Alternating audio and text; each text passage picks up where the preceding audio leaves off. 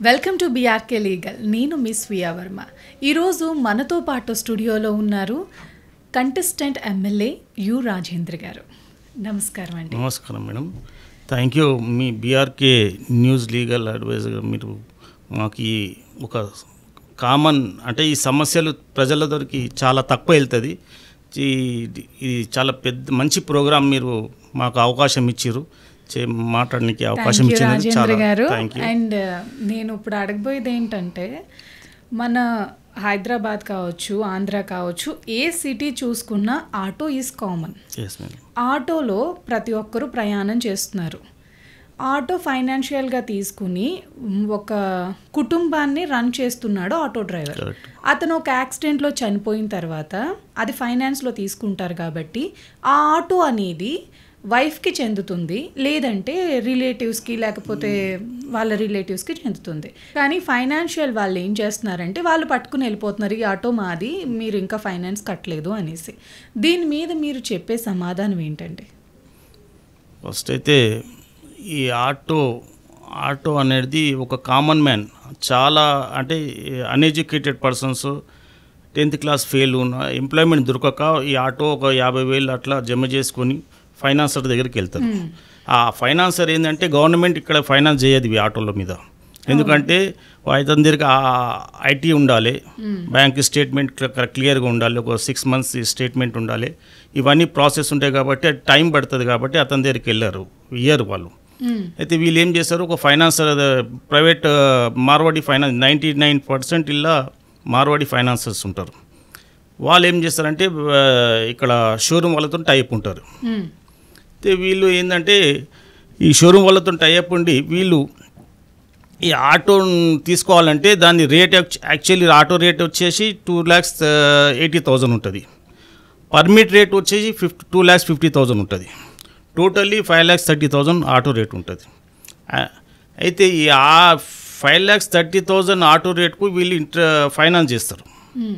ఈ పర్మిట్ అనేది 90% ఆటో డ్రైవర్లకు తెలియదు, దీనిలో పర్మిట్ ఉంటుంది, పర్మిట్ ఉంటుందని 90% ఆటో డ్రైవర్లకు తెలియదు. అయితే వీళ్ళు ఏం చేస్తారంటే ఆటో ఫైనాన్స్ ఇచ్చిన తర్వాత కొంచెం కొంచెం నడుస్తుంది. నడిచిన తర్వాత సపోజ్ యాక్సిడెంట్ అయినా, వాళ్ళ హెల్త్ బాగా లేకున్నా, ఏదైనా ఉన్నా వీళ్ళు డబ్బులు కట్టనప్పుడు సీజ్ చేసేస్తారు. సీజ్ చేసేసిన తర్వాత కొన్ని 6 నెలలు సంవత్సరం తర్వాత ఆటో అనేది మొత్తం అదైపోతుంది, స్క్రాప్ లెక్క అయిపోతుంది. మళ్ళీ దానికి రీకండిషన్ చేసి నడిపించాలంటే వీళ్ళతో కాదు, ఆ డబ్బులు కట్టలేరు ఇక్కడ ఫైనాన్సర్కి. వాళ్ళు ఏం చేస్తారు, ఆటోని సీజ్ చేసేసి ఇంత లక్షలు ఇప్పుడు 5 లక్షలు వాళ్ళు 1 లక్ష కట్టినా దానికి పెనాల్టీతో 2 lakhs చేసేస్తారు. వీళ్ళు ఆ డబ్బులు కట్టలేరు. వీళ్ళు అమ్మాలనుకుంటే కూడా వీళ్ళు అమ్మలేరు, ఆ రేటు వీళ్ళకి ఇయ్యరు. 5 lakhs ఆ ఫుల్ రేట్ అయితే ఇవ్వరు, దాంట్లో హాఫ్ రేట్ ఇవ్వమన్నా కానీ వీళ్ళు ఇయ్యరు. అయితే ఏం చేసేది, దాన్ని అట్లనే పెండింగ్ పెట్టేసి ఈ పర్మిట్ అనే ఆటో ఏం చేసేస్తారంటే ఇప్పుడు క్యాన్సిల్ చేయాలంటే వీళ్ళు అన్నీ ముందుగానే అగ్రిమెంట్ చేసుకుంటారు. ఒక వెహికల్ తీసుకోవాలంటే మనము షోరూమ్లోకి వెళ్ళి మన కామన్ మ్యాన్ వెహికల్ దాంట్లో అక్కడ రూల్స్ కండిషన్స్ ఉంటాయి. మీరు లేకున్నా మీరు రాకున్నా వాళ్ళు 26 forms గిట్ట అవి ఉంటాయి. వాళ్ళు ఏం చేస్తారంటే మీరు లేకున్నా మీ ఆధార్ కార్డు పెట్టి రిజిస్ట్రేషన్ చేసుకోవచ్చు. ఆ విధంగా వాళ్ళు పెట్టేస్తారు కండిషన్స్. వీళ్ళు ఏం చేస్తారంటే ఇక డబ్బులు కట్టలేని పరిస్థితిలో లాస్ అయ్యి వాళ్ళ ఇంట్లో ఏదో సంథింగ్ ఇంట్లో ప్రాబ్లం వల్ల లాస్ అయ్యి ఇక వాళ్ళు నడపలేని పరిస్థితిలో ఈ ఆటో వాళ్ళు సీజ్ చేసుకున్న తర్వాత వాళ్ళు ఏం చేస్తారంటే వీళ్ళ వితౌట్ పర్మిషన్తో వాళ్ళు ఏం చేస్తారంటే అక్కడ ఫేక్ బ్రోకర్స్ ఉంటారు, fake leaders, auto union leaders ఉంటారు, వాళ్ళని పట్టుకుంటారు. ఈ ఫైనాన్సర్లు మార్వడీస్ పట్టుకొని చూడబోయి ఇట్లా ఉన్నది, మీరు దీన్ని అమ్మిపెట్టునంటే వాళ్ళు ఈ పర్మిట్ 2,50,000 ఈ పర్మిట్ రేట్ ఫిక్స్ ఉంటుంది. ఇది దాంట్లో మీరు ఏ బండి మీరు పాత బండి కొన్నా ఈ రేట్ ఇవ్వాలి కంపల్సరీ. సో వాళ్ళు ఏం చేస్తారంటే ఈ రేటు పర్మిట్ వాల్యూ బండి రేట్ పెట్టేసి మిగిలిన ఆటో రేట్ ఎంత ఉందో దాన్ని కట్టి టోటల్లీ మళ్ళీ 4 lakhs అట్లా మళ్ళీ దీని మీద ఫైనాన్స్ వేరే వాళ్ళకి చేస్తారు. వీళ్ళు ట్రాన్స్ఫర్ చేసేస్తారు. పర్మిట్ అనేది వీళ్ళ పేరు మీద ట్రాన్స్ఫర్ చేసేసి రిజిస్ట్రేషన్ చేసేస్తారు. అది ఫేక్గా చేసేస్తారు. ఎందుకంటే వాళ్ళు రారు, ఎవరైతే సీజ్ చేసిన తర్వాత వాళ్ళు రారు ఇక్కడికి. ఈ ఫైనాన్స్ వాళ్ళు ఈ బ్రోకర్లని, మీడియేటర్లను పట్టుకొని ఏదైతే ఫేక్ లీడర్లు ఉంటారు కదా, ఆటో యూనియన్ లీడర్లు, వాళ్ళు ఇది రిజిస్ట్రేషన్ చేసేస్తారు. సో ఈ విధంగా వాళ్ళని మోసం చేస్తారు. ఈ పర్మిట్ అనేది ఎక్కడ ఓన్లీ సిటీ లోపల ఉంటుంది, అవుట్స్కట్లో ఉండదు. అంటే ఓన్లీ ఆటోలకు ఉన్నది, వేరే వాళ్ళకి లేదు ఇది పర్మిట్. ఇప్పుడు మోటార్ క్యాబ్ బండి ఉంటుంది, కార్ ఉంటుంది, డీసీఎం ఉంటుంది, దానిలో ఉంటుంది. ఎందుకండి అసలు అప్పుడు వాళ్ళు జీవో తీసుకొచ్చారు ఆ టైం, ఒక 30-40 ఏళ్ళ కింద ఈ ఆటోలు నడిపించేట కొంచెం కాంపిటీషన్ ఉంటే జీవో తీసుకొచ్చారు. పర్మిట్ ఉంటే మీకు ఈ పర్మిట్ ఉంటే సిటీ లోపల నడిపించుకోవాలి, సిటీ అవతల నడవలేదు బండి. కాబట్టి వాళ్ళు ఒక జీవో తీసుకొచ్చారు. ఆ జీవోని వీళ్ళు బేస్ చేసుకొని వీళ్ళు బిజినెస్ చేసుకోవడం. ఎవరు? ఈ మార్వాడీస్ ఫైనాన్సర్లు. ఈ విధంగా వాళ్ళు ఏంటంటే ఒక ఆటో కొనాలన్నా కామన్ మ్యాన్కు పర్మిట్ కంపల్సరీ అన్నట్టు అయిపోయింది. మేము ఇంతకుముందు లాస్ట్ 3 years బ్యాక్ నేను కమిషనర్ ఆర్టీఏ కమిషనర్ ఉంటాడు, అతనికి లెటర్ పెట్టిన, సార్ ఇది పర్మిట్ మీరు ఒక కామన్ మ్యాన్ ఈ ఆటో వచ్చేసి 2,80,000 మీ పర్మిట్ రేటు, ఈ పర్మిట్ అవసరమా మనకు, ఎందుకు మీరు పర్మిట్ని మీరు వాడుతుర్రు, దీన్ని రద్దు చేయండి పర్మిట్ని. ఎందుకంటే ఒక కామన్ మ్యాన్ ఈ ఆటో కంటే డబ్బులు పర్మిట్కి ఎక్కువ అవుతుంది. ఈ పర్మిట్ అమౌంట్ అనేది గవర్నమెంట్కి వెళ్తుందా, ఈ ఫైనాన్సర్ వాళ్ళ దగ్గరికి ఉంటుంది. ఒకసారి వాళ్ళ దగ్గరికి వెళ్ళిపోయిందంటే ఈ పర్మిట్ టైఅప్ ఉంటుంది, షోరూమ్ వీళ్ళకి టైఅప్ ఉంటుంది మేడం. సో వాళ్ళ దగ్గరికి వెళ్ళిపోయినాక మళ్ళీ మీరు బండి తీసుకోలేరు, ఆ పర్మిట్ క్యాన్సిల్ కాదు, పర్మిట్ అనేది క్యాన్సిల్ ట్రాన్స్ఫర్ అవుతుంది. నా పేరు మీద, మీ పేరు మీద వాళ్ళ పేరు మీద ట్రాన్స్ఫర్ చేసుకోవచ్చు, కానీ క్యాన్సిల్ కాదు. ఆ విధంగా జరుగుతుంది. అయితే ఈ ఫైనాన్సర్లు ప్లస్ ఈ ఎంప్లాయీస్, ఆర్టీఏ ఎంబీఐ ఎంప్లాయీస్ ఏంటంటే సిండికేట్ అయ్యి కొన్ని ఈ హైదరాబాద్ సిటీలో 8,400 బండ్లు ఇదే విధంగా అన్నీ ట్రాన్స్ఫర్లు అయినాయి. సో దీని మీద గవర్నమెంట్కు లాభం వచ్చిన బెనిఫిట్స్ ఏం లేవు. అంటే అసలు గవర్నమెంట్కు దీనికి ఏం సంబంధం ఉండదు, వాళ్ళ ఫీజు ఏముంటుంది అంతే ఉంటుంది. కానీ మిగిలిన ఇవన్నీ ప్రాసెస్ అనేది అక్కడ కమిషనర్, ఇది ఆర్టీఏ, ఆ జోన్, ఇప్పుడు మా నార్త్ జోన్లో ఆర్టీఏ ఉంటాడు, ఆర్టీఏ అక్కడ సూపరింటెండెంట్ క్లర్క్ వాళ్ళ చేతిలో ఉంటుంది. అయితే మొన్న ఏమైందంటే ఇట్లనే ఈ డూప్లికేట్ ఆధార్ కార్డు పెట్టి ట్రాన్స్ఫర్ చేసేటప్పుడు ఒక కేసు అయింది. కేసు అయితే అక్కడ తిరుమలగిరి సిఐకి దగ్గరికి వెళ్ళిన కంప్లైంట్ పోయింది.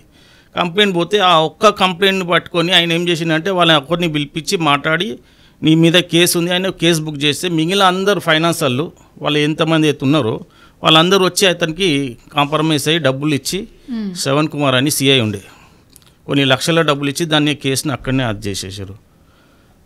దాని కేసును బయటికి రాకుండా వాళ్ళు చూసేసి ఆయన ట్రాన్స్ఫర్ అయిపోయాడు. అయితే ఇప్పుడు మేమేమనంటే దీని మీద ఫస్ట్ అయితే ఈ పర్మిట్లు రద్దు చేయాలి. రెండోది 8,400 ఆటోలు ఏ విధంగా ఇవి ట్రాన్స్ఫర్లు అయినాయి, ఏ విధంగా ఆధార్ కార్డులు వీళ్ళు పెట్టినరు, దాని మీద సిబిఐ ద్వారా దర్యాప్తు చేయాలి. ఇప్పుడు ఇంకోటి ఆర్టీఏల పనులు ఏవైతే ఉన్నాయో చాలా ఇల్లీగల్గా ఉంటాయి, డబ్బులు పెడితేనే పనులు అవుతాయి ఎక్కడైనా కానీ, ఏ ఆర్టీఏ అయినా. నేను ఒక పని మీదకి పోతే నేను అక్కడ వాళ్ళకు ఆర్టీఏ దగ్గరికి వెళ్తే ఆయన ఎర్రిస్వామి అని ఆర్టీఏ గారు ఉన్నారు, అతని దగ్గరికి పోతే ఒక పర్మిట్ క్యాన్సిల్ చేయాలంటే 1,200 ఇవ్వాలి లంచం fees. Tirumalagiri Tirumala north zone office. ఎవరు అడిగారు మిమ్మల్ని? ఎంఏ మన ఎర్రిస్వామి అని ఆర్టీఏ, అంటే ఇన్ఛార్జ్ ఆర్టీఏ. సో అతను అడిగితే నేను, ఎందుకు సార్ మీరు ఒక పనికి మీరు ఇంత డబ్బులు అడుగుతారు, మీకు శాలరీస్ ఉంటాయి, మంచి శాలరీస్ ఉంటాయి, మీరు ఎందుకు ఈ విధంగా చేస్తారు, ఇంతకుముందు ఫ్రాడ్ కేసులు అయినాయి, ఇంకా మీరు మారారా, ఏసీపీ దాడులు కూడా జరిగినాయి దీని మీద, మీరు మారారా అంటే వాళ్ళు అనేది మేము అందరికీ మేనేజ్ చేస్తాము, మాకు అందరితో టైఅప్ ఉంటుంది, మీరు ఏం కంప్లైంట్ చేసుకున్నా చేసుకోరన్నారు. అయితే దీని మీద ఇంకోటి లైసెన్స్ కూడా కావాలంటే కూడా ఇప్పుడు ఆధార్ కార్డు, మహారాష్ట్ర ఆధార్ కార్డు ఉంటుంది కదా మేడం, మహారాష్ట్రకి వెళ్ళి ఇక్కడ వచ్చి ఇప్పుడు సెటిల్ అయింది అనుకోండి, అతనికి లైసెన్స్ కావాలంటే ఆధార్ కార్డు ఇక్కడ యాక్సెప్ట్ చేయరు. ఎందుకంటే నేను అదర్ స్టేట్ అయినా అక్కడ కేసులు ఏమున్నాయని యాక్సెప్ట్ చేయరు. అదేవిధంగా ఇక్కడ ఏంటంటే ఇవన్నీ ఇవన్నీ కంప్లైంట్లు చేసినవి ఉన్నాయి మేడం. ఇవన్నీ అంటే చాలా అంటే డబ్బులతో కూడుకున్న పనులు ఇవి. కాదండి, ఇప్పుడు ఆటో అనేదే మిడిల్ క్లాస్ ఫ్యామిలీ వాళ్ళు 100% మేడం కొనుక్కుని వాళ్ళ పొట్ట పోషించుకుని వాళ్ళ ఫ్యామిలీని పొట్ట నింపుకోవడానికి ఆ కుటుంబ పోషణ కోసం వాళ్ళు ఎంచుకున్నదే ఆటో. ఏ పని రాక ఏమీ చదువుకోక అలాంటి వాళ్ళు పర్మిట్లు ఏంటి, అసలు ఫైనాన్షియల్ ఇష్యూస్ ఏంటి, మీరు చెప్తుంటే అసలు మళ్ళీ లంచాలు ఏంటి, ఇవి క్యాన్సిల్ ఎందుకు చేయట్లేదు గవర్నమెంట్, అసలు ఎందుకు పట్టించుకోవట్లేదు ఇదంతా? అంటే ఇది పెద్ద సిండికేట్ ఉంది మేడం, పెద్ద మాఫియా ఉంది ఇక్కడ దీని మీద. ఇప్పుడు గవర్నమెంట్ అనేది దీని మీద ఏమీ మాట్లాడలేదా? ఎన్నిసార్లు కంప్లైంట్ చేసినా మేడం. ఇప్పుడు మీరు ఏసీబీకి కాపీ టు ఏసీబీకి ఇచ్చిన, copy to joint transport office కమిషనర్కి ఇచ్చిన ఇది ఎవరు ఏం పట్టించుకోలేదు ఇప్పటిదాకా. దీని ఏం రిటర్న్లో ఏం ఇవ్వలే నాకు. నేను కంటెస్టెడ్ ఎమ్మెల్యేగా నా దృష్టికి వస్తే నేను ఇవన్నీ దృష్టికి వస్తే నేను వాళ్ళకి కంప్లైంట్ చేసి ఇప్పటిదాకా నాకు RTO north zone Secunderabad complaint అనేది ప్లేస్ చేశారు, ఎవరు పట్టించుకోలేదు.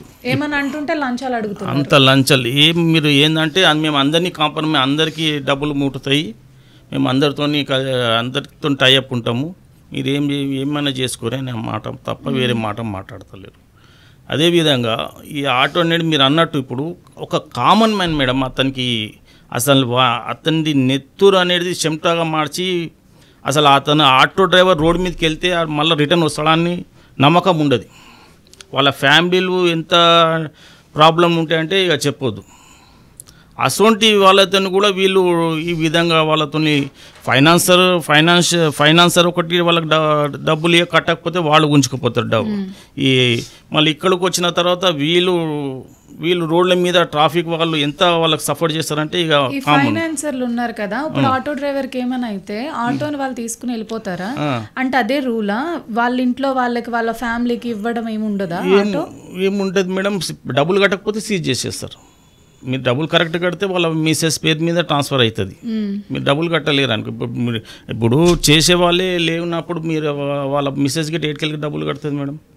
ఆమె డ్రైవింగ్ చేయదు, పర్మిట్ రద్దు మాత్రం కాదు. ఈ ఆటో లిమిట్ ఉన్నది, ఒక 4,000 పర్మిట్లు ఏమున్నాయి హైదరాబాద్లో, అవి లిమిట్ ఉన్నాయి, అవి దాన్ని రొటేషన్ చేస్తారు.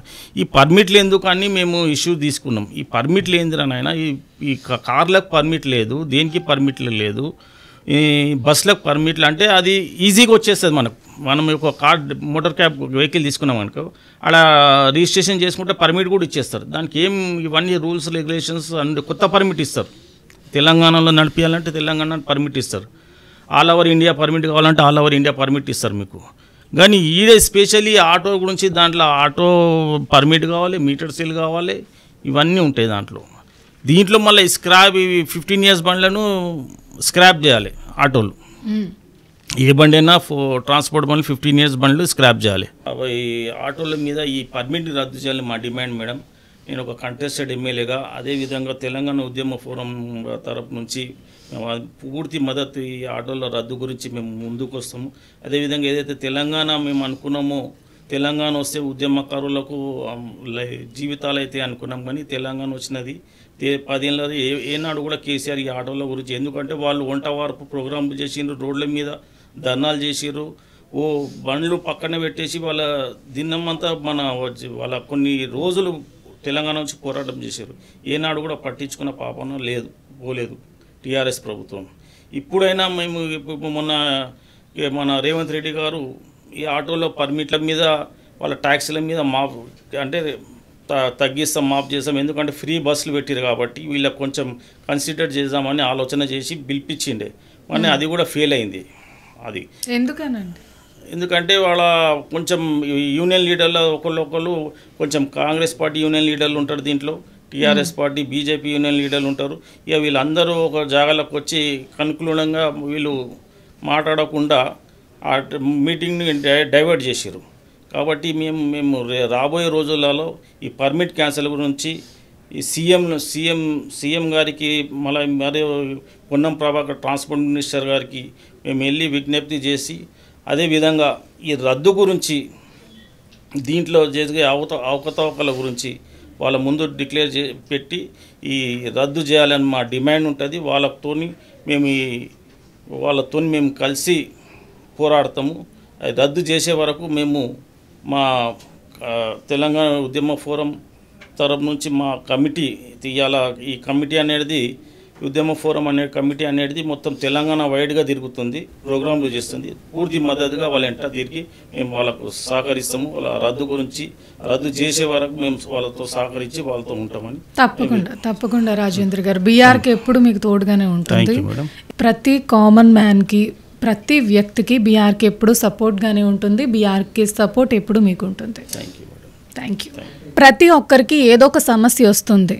అది మనం న్యాయపూర్వకంగానే చేసుకోవాలని చూస్తాం, కానీ అది అన్ని వేళలా సాధ్యం కాదు. ఏమీ లేని వ్యక్తి, ఒక కామన్ పర్సన్ న్యాయం కోసం పోరాడాలంటే ఈ సమాజంలో అస్సలు కుదరట్లేదు. ఎందుకంటే లంచం ఇవ్వాలి, లంచం ఇవ్వకపోతే న్యాయం జరగట్లేదు. అలాంటి ఏ సమస్యలనైనా మీరు మీ బీఆర్కేతో పంచుకోవచ్చు. మా బీఆర్కేని కాంటాక్ట్ అయ్యి మీ సమస్యని పరిష్కారం చేసుకోవచ్చు. బీఆర్కే అనేది నిప్పులాంటి నిజాలని బయట పెట్టడానికి పెట్టిన ఛానల్ మాత్రమే. మీ ప్రతి ఒక్కరికి మేము అండగా ఉంటాం. న్యాయం అనేది మీ చేతుల్లోనే ఉంది. బీఆర్కేని సంప్రదించండి. ఇలాంటి మరిన్ని వీడియోస్ కోసం మా బీఆర్కే లేగర్ని సబ్స్క్రైబ్ చేసుకోండి. నమస్కారం.